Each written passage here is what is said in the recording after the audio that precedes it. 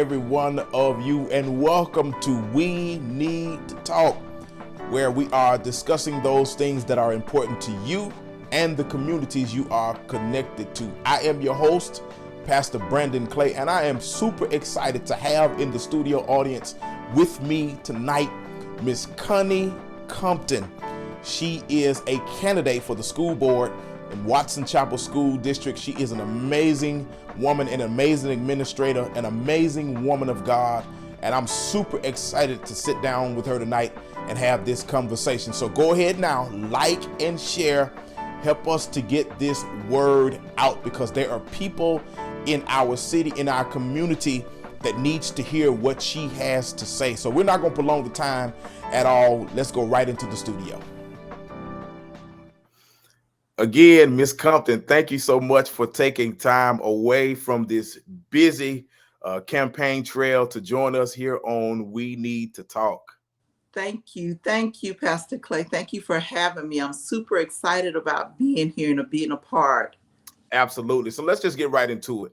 I've had the privilege over several years to get to know you, to see your work ethic, to see who you are as a person, your passion for people and children and young adults. But for those who don't know in our audience tonight, tell us a little bit about yourself. Sure. Of course, my name is Connie Compton. I'm a candidate for Watson Chapel School Board. I am a 1988 graduate of Watson Chapel. I'm the mother of 3 adult children, and they all graduated from Watson Chapel. Avrion in 2010, Jalen in 2017, and Jada in 2020. So my family has a long history at Watson Chapel School District. I also have more than 25 years of professional experience. I have had the privilege of coordinating a program for at-risk youth. And within that particular program, we actually taught life skills. So it was more than just coming together and meeting. We actually took the children to the different colleges. Some of them can live right around the corner from CR, from UAPB, but going there was so far removed from their minds. So we gave them that experience of actually going onto the college campus. We showed them how to apply for their Social Security cards, how to get a driver's license book. So it was life skills that we taught in that program. So just seeing how much experience you have being connected with the Watson Chapel School District, and considering that you have a myriad of experience, professional training, and certifications and things of this nature. But of course, you know that whenever you work with the public, there's a certain type of pressure. There's several things that come with that, and you really have to be literally called to work with the public. So with all of the things that you are qualified to do, capable of doing, why are you running for the school board in Watson Chapel, and why now? Okay, great question. And I'm glad you mentioned about the community connection also, because I'm also a graduate of Leadership Pine Bluff and the Pine Bluff Citizens Police Academy. So I am connected in the community also. And that has a lot to do with my why and why now. Well, all of my children are out of school, and they're into their fields, or Jada is still in college. So this is actually the perfect time for me to do this.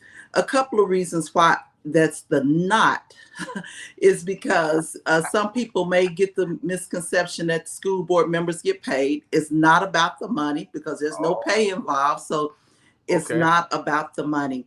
And for me, it's not about a title, because I don't have to have a title to do the work. I'm just used to serving, so I don't have to have a title to do the work.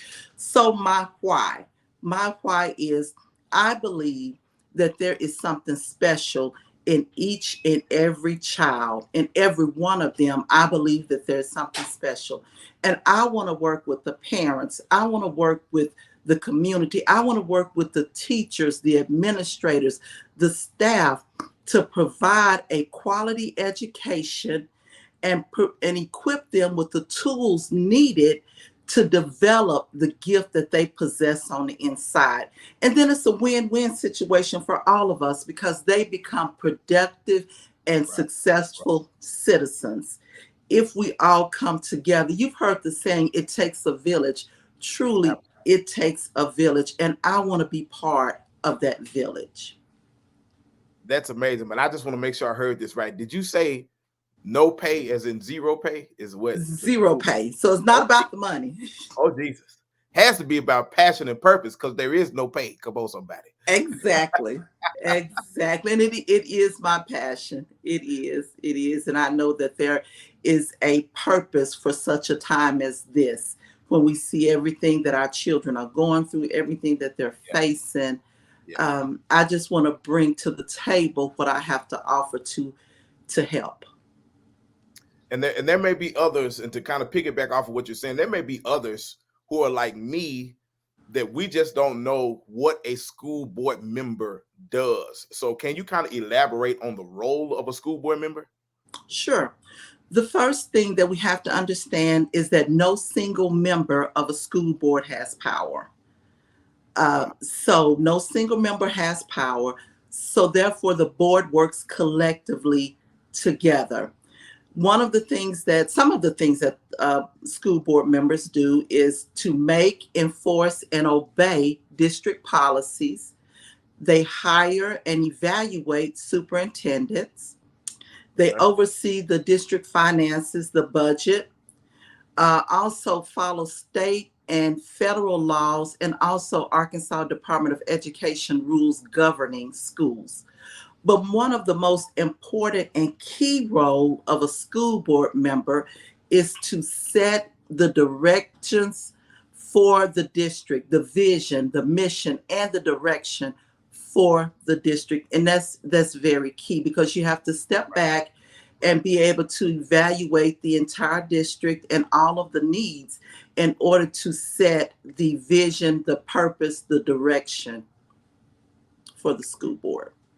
And that's awesome. And that's important because just inherent in the fact that no one school board member has the power and you have to work together collectively, then that means that there has to be a list of priorities because everybody doesn't always see everything the same as opposed to what's the most important thing, what should we do first, what should we do second, what should we do third. So seeing that the school board is kind of overseeing the district's vision, mission, and direction, what are some of the priorities to be able to achieve that goal? Well, for me, the first thing is safety. Safety first. We have to make sure that we provide a safe environment for our students to learn and for our teachers to teach. That has to be first. Absolutely. Safety definitely first. We have to make sure that everyone understands all of the protocols when it comes to safety measures. And one of the things that I would like to see, hopefully, that the board could look at is to make sure that after we have a code enacted, Mm-hmm. when everything is over, within 24 hours, come back and let's do what I call a lesson learned. Oh, Let's God. look and see what we did, what protocols followed, evaluate and assess the whole situation. You can't wait too far out to do that. So it really needs to be done within the first 24 hours after it has taken place. Right, right. And then we have to look to see if we failed, if we Mm-hmm. failed in any area. And that's okay. We have to face the failure and Right. come together and decide what we need to do to improve. But definitely with our babies and with our teachers, with our staff, safety first. Absolutely. Absolutely.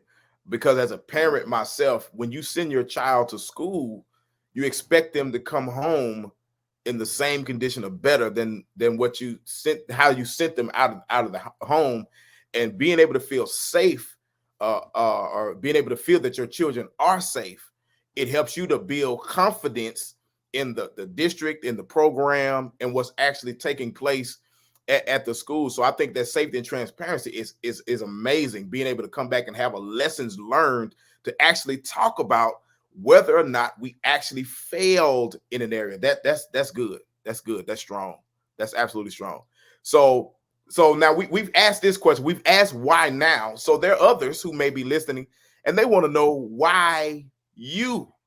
So if you are elected, what qualities or attributes can you bring to the Watson Chapel School Board that would help you to be different maybe than what we currently have, or what qualifies you to be the person uniquely for this position? I think my ability to work well with others, my ability to listen, my ability to do strategic planning. I have always had the mindset that you have to see the big picture. Mhm. You have to step back, look at the big picture of things and how each part plays a part, that we're all in this together. The parents, that was one of the other concerns, is that parental involvement, being willing to listen to the parents, but know that parents have a responsibility in this also. We can't just come to the schools when we have issues. We have to be involved. Also, community. I'm willing to get out there in the community. I'm capable to get out and talk to community leaders, because it's going to take all of us to build Watson Chapel into the school that we know that it can be. We also have to, I'm willing to look at the fact and face the fact that we have an enrollment issue. Mm, We mm, have an issue with enrollment and retaining our students. When we have a kindergarten class, because when you think of your kindergarten class, how many students is there? I know for me, when I went to Watson Chapel, we had 260 students to graduate in my class. Well, when you look at our kindergarten class and we only have 95 or less than 100 students in kindergarten that wow. started this school year, what Wow. does their graduating class look like? Wow. So I am not afraid to attack those issues and identify what the issue, what is the issue? Why are we doing evaluations when children leave our district? Are we contacting the parents and just asking them to complete a simple survey to find out why? Then once we find out why, we document it and we do something about it. So I have those abilities to get out there and do just that, because I am a firm believer that what you cover will not heal. Ooh. What Oh you wow. cover will not heal. So some things just have to be uncovered and we have to work. We have to work together to heal. Wow, that speaks volumes. And so you've mentioned some of those things that you would do in terms of transparency and engagement. So if there's anything else that you could add to that one piece to elaborate on, like what are some of those other things that you could do in terms of the transparency piece, so that parents are able to feel a part of the entire process? Right. Well, you have to be open. You have to be able to communicate with parents. Parents are our customers in a sense. If I'm working in a business world, Mhm. parents are our customers and we have to treat them with respect. We have to show respect. We have to, and that's my motto, the right choice. Uh, Transparency, accountability, and respect. It's just that simple. And sometimes I may not even be able to resolve your issue. Some people just want to be heard. They yes, want to be heard. yes, And that's what I know that yes, I can bring to the table, and to be able to work with the other board members. I look right. forward to working with the other board members. and I have the ability to get along, if that makes sense. Absolutely. And that's awesome because, and that's a key point that you make because sometimes, like you just said, people just want to be heard. We just want to know that somebody's listening, even if you can't fix it, just to know that you're actually listening, that you're concerned about my concerns, and that you're doing what you can. And that transparency, many of the things that you've alluded to today, would absolutely address those issues. So I know for me, um, you would have my vote. Just listening to what you've said so far and what I know about you. So, but I know that every person cannot vote in this election in terms of your candidacy for the school board. So, what zones are included in this election? Okay, zone 3 and zone 5 is included in this particular election for school board. And some of the areas that are in the zones are Jefferson Heights, Howard Drive area, Edmar, Edgewood area, the west side of Pine Bluff that's in Watson Chapel School District, all the way back to I think like 4th Street. So you got 13th Street, you got 17th Street, all in between, anywhere from Oakwood Road to Blake Street, and then from Blake on back to Catawba Street. So all of those are included. Also the Loop area and Okay. Fawcett Road area, also 20th Street, Starlight. That's just some of the streets that are included in the zone 3 and zone 5. Okay, awesome, awesome. And I hope that all of our listeners tonight were able to capture that. Please get out and vote because that's how we initiate change. Our vote is our voice. So Miss Compton, I want to make sure I give you the parting words from our time together. What do you want to say to the voters and the constituents of the Watson Chapel School District? Parting words, they're all yours. Okay, thank you, Mr. Clay, for having me on the show on tonight. I really, really appreciate it. And I would say that my parting words are I can put a sign in everybody's yard in each one of the zones. I can knock on every door. I can get on social media and I can campaign.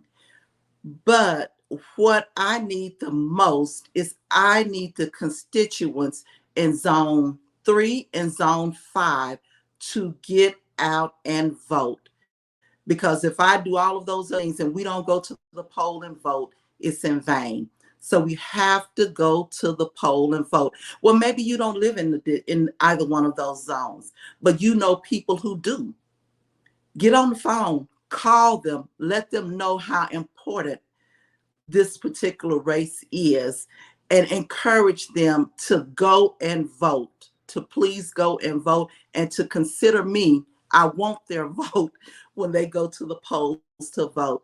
Early voting starts on October the 24th and it runs through November the 7th.